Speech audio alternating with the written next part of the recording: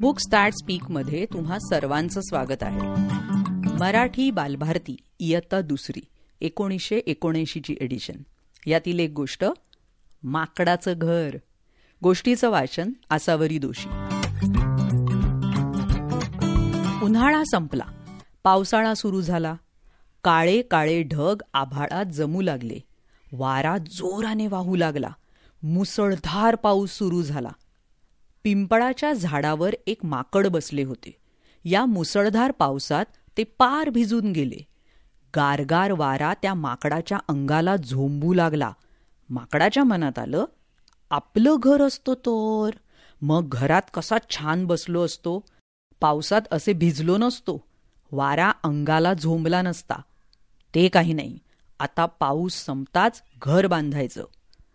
थोड्या वेळाने पाऊस थांबला. वाऱ्याचा जोर कमी झाला. ढगही दिसेनासे झाले.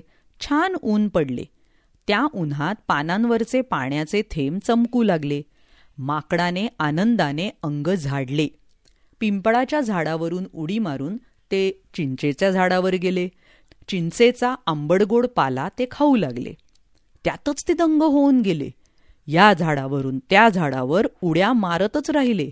घर बांधायचं विसरून गेले. त्याची त्याला आठवणही राहिली नाही.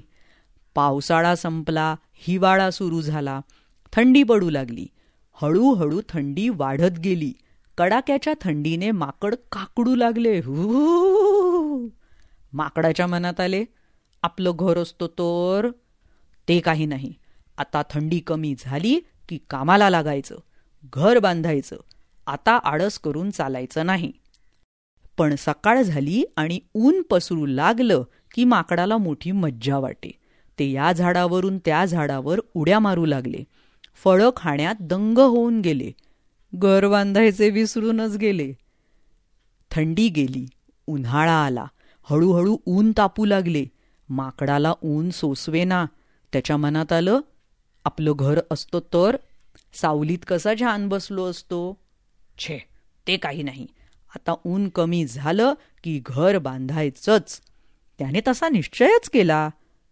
पण आंब्याचा मोहर झडू लागला आणि कैऱ्या दिसू लागल्या. माकड या झाडावरून त्या झाडावर उड्या मारत राहिले. कैऱ्या तोडण्यातच दंग होऊन गेले. केलेला निश्चय विसरून गेले. घर बांधायचे राहूनच गेले की हो. उन्हाळा संपला, पावसाळा सुरू झाला. काळे काळे ढग आभाळात जमू लागले. वारा जोराने वाहू लागला. मुसळधार पाऊस सुरू झाला. माकड भिजू लागले. त्याच्या मनात आलं, आपलं घर असतं तर.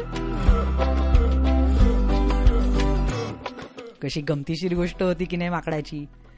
तर या आणि अशा अनेक गोष्टी ऐकण्यासाठी बुक्स दॅट स्पीक या चॅनलला नक्की भेट द्या. यूट्यूबवर, वेगवेगळ्या पॉडकास्टिंग चॅनल्सवर, Instagram ID correct, books that speak. भेटूया लवकरच पुढल्या प्रस्तुतीत. Bye bye. धन्यवाद.